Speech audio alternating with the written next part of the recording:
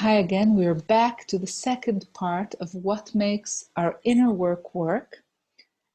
We've just talked a little bit about a poem I've read, and perhaps it'll bring up some questions or ideas or thoughts. First, I'd like to talk about something that I got. This is what it said. I often feel like I don't want to be here in this world. It feels like it was forced on me and I didn't have a choice. If I had the courage to kill myself, I would. If I didn't want to cause my family pain, yeah, I'd prefer to kill myself. Okay, so this is very relevant to what we were discussing. And if anybody listening now has anything they want to comment on this, I'd be very, very glad to hear.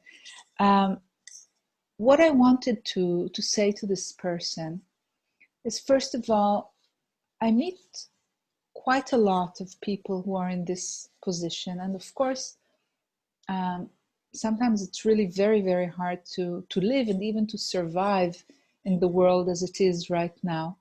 There are so many difficulties for many, many people. And yet what I always try to teach and the way I try to help people is to say something, first of all, like this. I've found myself here. You know, some people believe it's choice. Some people believe they had no say in the matter. We'll not talk about that right now. But whatever has happened, I'm here right now. I'm here now. So let's work somehow with, you know, the fact that I'm simply here. And the moment that I accept the fact that I'm here and stop fighting against it, usually something would immediately change. Okay? Because, you know, it's it's very similar to situations where something gives you pain, okay, physical pain. For example, your knee might hurt or your eye might hurt, and it's very difficult to bear physical and emotional pain. It's really, really tough sometimes. Even if it's a relatively mild pain, it can drive some people crazy.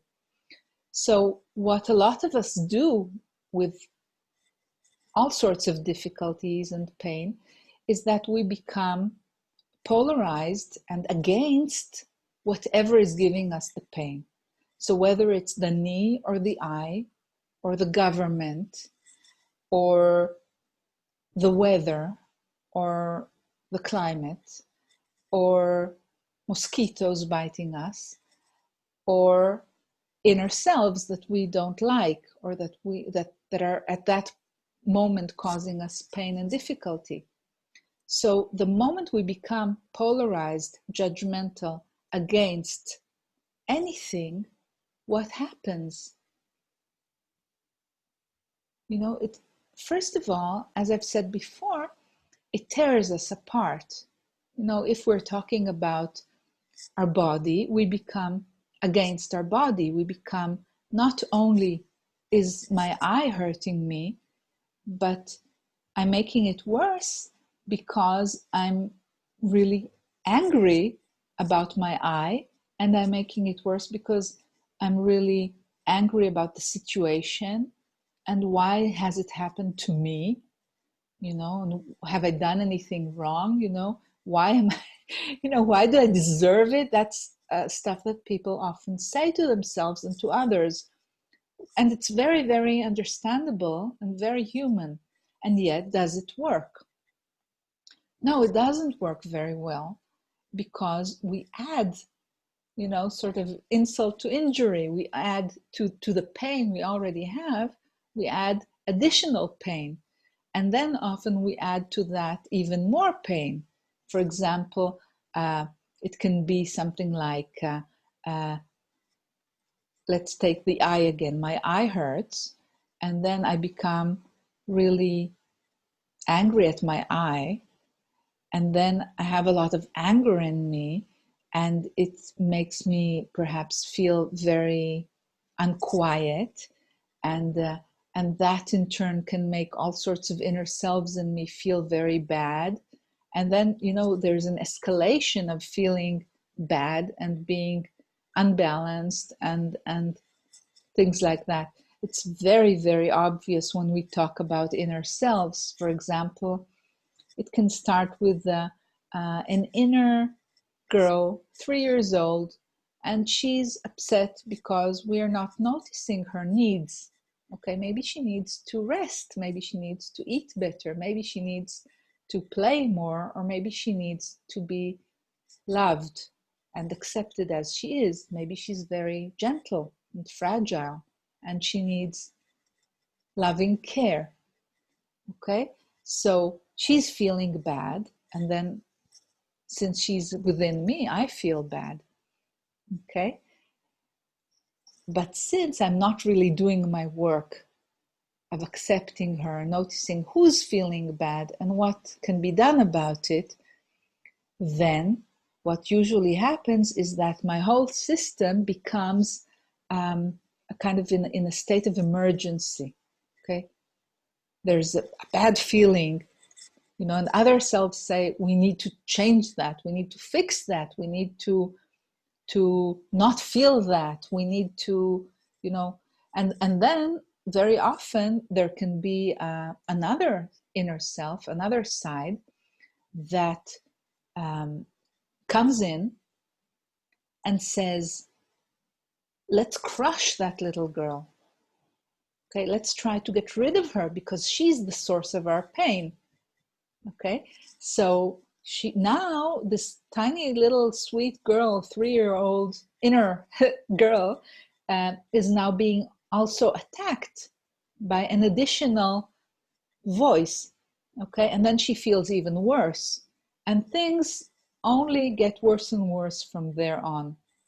And it can go very, very far, you know, because maybe then somebody comes in to my house, and you know, I would be in a very imbalanced state, and I would lash out at him, okay, and say, why are you coming, you know, or whatever, you know, or maybe I would be upset with my partner, or with my wife, or with my boss, or with the government, or with whatever. Now, again, it's not about this accepting of everything as it is absolutely has nothing to do with our commitment to change our life, to heal ourselves, or to heal our country, or the world, or whatever. It's simply the first step. And if we don't do it this way, it just doesn't work. Okay, so let's go back to the question that was sent to me before we proceed. In a way, we could say that wanting to not be here, or committing suicide, or wanting to die and stuff like that is very, very understandable.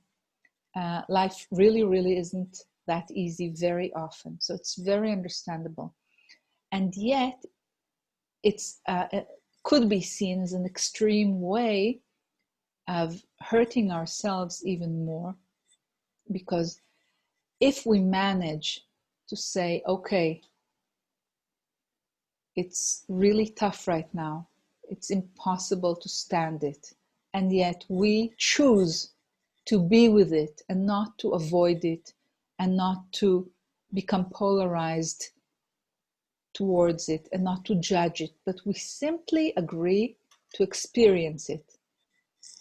Maybe we need help to do so, maybe we need, you know, to learn how to do so. That's all natural. But we manage to be there with ourselves, whatever we're feeling. that's the first step of embracing who we are and embracing our life as it is. And that's the first step towards a life that can become, first of all, bearable, and then okay. And then it can even become magnificent, and wonderful, whatever we're going through, and whatever our country is going through, and whatever the world is going through, because you embrace it like a knife that you bury inside you. Again, it's a very kind of extreme image, but just to make it very, very vivid in a way, as it was in the poem that I read. So this is, I think, one of the things that made my life so far work pretty good, pretty well. Not perfect, of course, and there's always more to learn. But I very rarely find myself against what's happening to me, whether it's in me, within me, or outside me. And that, again, doesn't mean that I don't think there are things that need to be changed in me and outside of me. Of course there are, okay? And that's a process. So I hope this will be of some use to people who are in this kind of situation, or sometimes it's less extreme, but still there's something of that in most of us. If there are any more questions, then we can take a few minutes to answer them. If not, then it might be a very short show today, which is also fine. Anybody wants to say anything in the chat or with voice? Okay, so you'll need to unmute. Okay, can I? Yes, please talk. Yeah. I'm very grateful to you, really, really grateful to this Zoom lessons every Monday. It's really amazing, to get this support.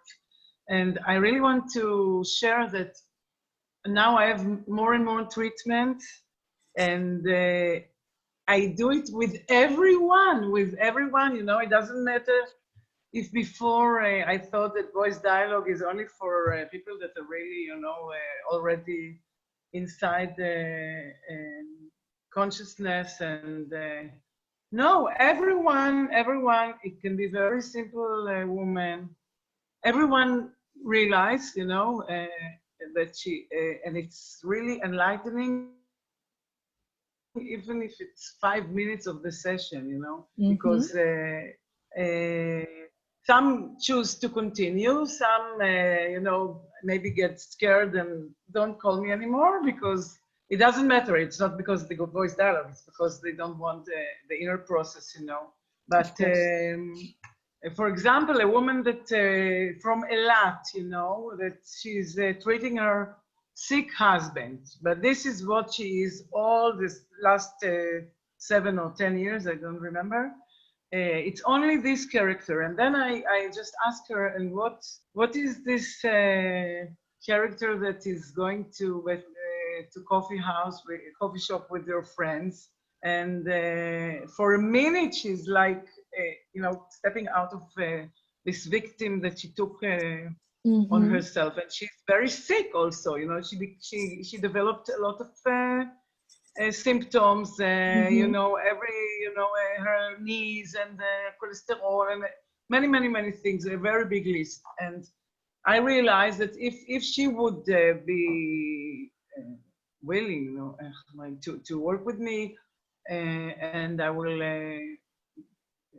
put her in touch with the other characters, because she was a working woman, even though she told me she was a cleaner, but she liked her job. She likes cleaning. I just noticed that it may be some private information, so we'll just have to notice that. No, because I don't use the name. Yes, of course. Just be careful. That's all. No, it's not. I don't. I think it's very common to No. It's All the big a very therapists, common story. It's a very, very common story. Yes. to be honest, the wife that is helping the sick husband. Yeah, that too. What I really meant was that when people are ill or have a difficult life, they very, very often begin to identify with victim parts inside them, which you said a few moments ago. And then if you're a victim, you're disempowered. You don't feel you have free choice, right? You don't feel you have power to change or in any way. You're weak and you're miserable and poor me. Yeah. And again, it's very, very natural and understandable. I'm not judgmental about it in any way. But the moment you say, okay, this is the situation and I accept it, then you can start coming out of being a victim and figuring out what to do. Whether you find a way to heal or not, it completely changes your quality of life. Of course, yeah. Yeah. Yeah, but she's not willing, to... Anyway, I wanted to also to share that I'm making progress, with the cold characters that you sent me to find 1 month and a half ago. And I told I don't have any cold. So I decided to work on Malkat Esther, Queen Esther. Yes. Yeah, Queen Esther, because she's really, for me, she's a queen. She's very diplomat. I don't have any diplomat parts, so. Well, don't say that because you do. You just don't know them. Okay, so I'm working on developing the diplomat parts that are hidden, and she's elegance, and she has a lot of grace, chen, which is really very in the spiritual. It's more than beauty, even chen. It's higher than beauty because it's a lot of grace, spiritual qualities, and she's very strategic. You will translate. She has a strategic abilities, Queen Esther. Yeah. And she has patience, and she has koruach, what you told me to learn. Yes, she's koruach. Kind of cool. Cool, yeah, very cool, very brave. I'm brave, that I have already. Okay. Very brave and very so all of this together is like, like a concert, like you're like a conductor or on a symphony. Right. Because you have all these qualities and you can plan in advance, Right.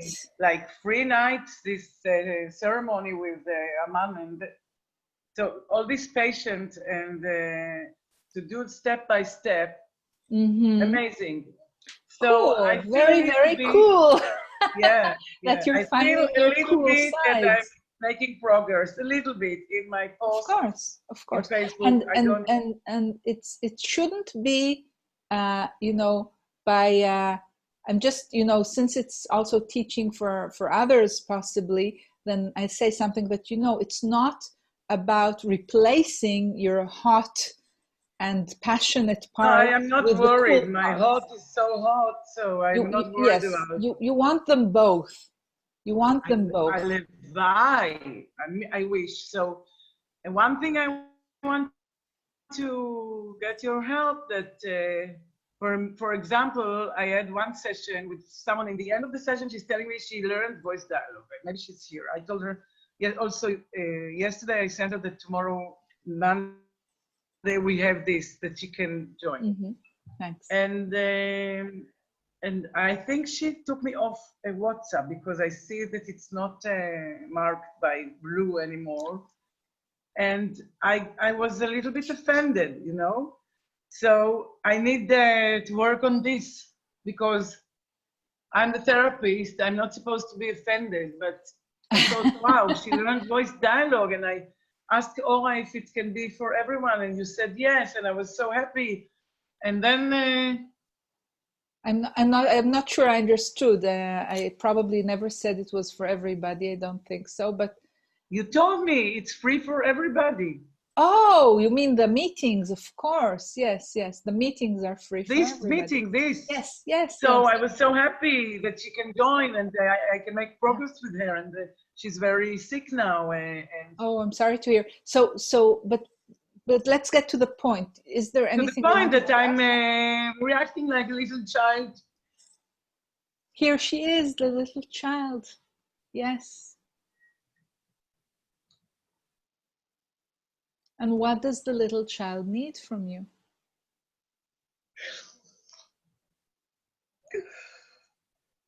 I don't like it that she's interfering me. I'm a therapist and she's... Yes, but you know, she needs you, the little child needs you to help her, to be with her, to like her, maybe even to love her. And then, even when something happens that is hurtful for her, she would be embraced by you and she wouldn't react, you know, because she would know that you are taking care of her and loving her. Yeah. The It really, problem is really works. when she's appearing, some character is telling her it's not the time, and you're Right, interrupting me, and exactly. So, you know, it's a process. It's not a one-time thing. If you start taking good care of her I from do. now I onwards, started, but I it started takes to do it daily, like 2 months ago. But it takes time, and you have all sorts of automatic responses and things that happen automatically, and it takes time for it to change. but But it's not proper that she's reacting when a patient is cutting the connection. well, look, it's a child. It's an inner child. Okay, how old is she, would you say? Free. It's okay. Darling, it's a 3-year-old child, and you're saying it's not proper to react. You know, what are your expectations from a 3-year-old, especially when she's She alone? has to be out of the way. That's the That's problem, you know? another of your subpersonalities or selves, inner selves talking. She has to be out of the way. Yeah. That's not from the aware ego, because I can tell you that you could, if your inner kids were in really, really good you know, shape already, you know, again, it takes time, then you wouldn't need them to step aside for anything, because they wouldn't interfere. Even if something was difficult, you know, they would be held, they would be accepted, they would be loved, and they would just be there, and they would even make your work with people much, much better, because you'll have their support, their sensitivity, their abilities, and they're very, very talented in so many ways, these little kids, and you would just feel more complete when you're working. Okay, and yet sometimes they just can't take it, and you can if they're really well taken care of, then it's possible to suggest that while you're working, they would play, you know, somewhere else. But it's not with anger. It's not you while know, I'm working. It's when I realized that she cut me off, and okay. it was Now, very insulting for me, because I was so happy to learn that she knows about voice dialogue. And then I offered her to be with humor about this character that is, she told me the name of the character and everything, and I told her, tell me something in Yiddish. This character, tell me the sentence in Yiddish, and she told me, and we were laughing, and I was so happy that I find a good, I told her with this character, which is very, very, she like you told me that I was kidnapped by one of my characters when I was very angry about the Masecha. So I told her the same, like she was kidnapped by this victim character, which is putting her in bed all day. So I told her, I think with humor, we can really help. And I sent her also monologue of Hanoch Levin, which is amazing monologue. But Sarah, you're talking about very interesting things, but they're not exactly to the point here. So let's not go to Hanoch Levin right now. But okay. No, just it's a tool that I'm using when I do, like, you can get a monologue from me, and it's an amazing tool because yes, of course, then you can do what you do. You can be victim with license, and it's very joyful also. Yes, it can be very, very useful to work that way. Absolutely, I completely agree with you. Okay, I need to also think about, this is a broadcast, and then it's on YouTube, and it has to be to the point, so we can't just, talk about anything. So what I wanted you to observe, and then we'll have to call it a day for today, is that the moment you feel, for example, insulted, okay, you immediately become a kid, as you said.